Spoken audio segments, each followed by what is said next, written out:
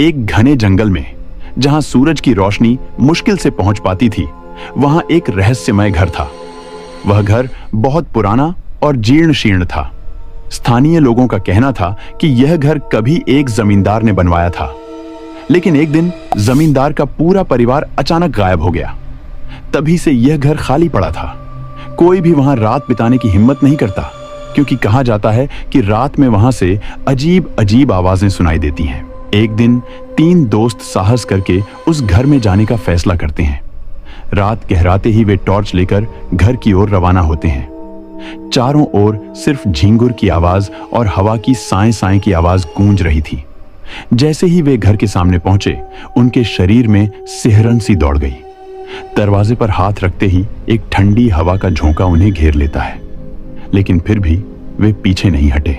घर के अंदर जाकर वे देखते हैं कि दीवारों पर राख जैसी काली धब्बे हैं, फर्श पर टूटे कांच बिखरे पड़े हैं और कुछ पुराने फर्नीचर इधर उधर बिखरे हुए हैं।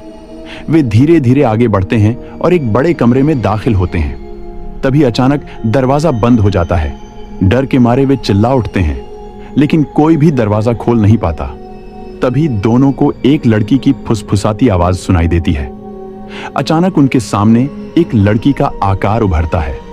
सफेद कपड़ों में, लंबे बालों से ढका चेहरा और आंखों के चारों ओर काले घेरे। वह लड़की बिना कोई आवाज किए उनकी ओर बढ़ने लगती है। दोनों दोस्त पीछे हटते हैं, लेकिन कमरे में और कोई दरवाजा या खिड़की नहीं थी। उन्हें लगा कि वह लड़की वही जमींदार की बेटी है, जिसे शायद इसी घर में मार दिया गया था। डर से कांपते हुए एक दोस्त ने हिम्मत करके कहा, तुम लोग मेरे पीछे पीछे चलो। फिर सभी ने मिलकर खिड़की तोड़कर बाहर निकलने की कोशिश की। वे खिड़की तोड़कर बाहर आए और जंगल की ओर भागने लगे। पीछे मुड़कर देखा तो वह लड़की खिड़की पर खड़ी होकर उन्हें विदाई देने की तरह हाथ हिला रही थी। जंगल के बाहर आकर सबने एक दूसरे की ओर देखा और लंबी सांस ली।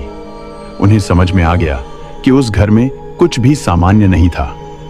उसके बाद किसी ने भी उस घर की ओर जाने की हिम्मत नहीं की।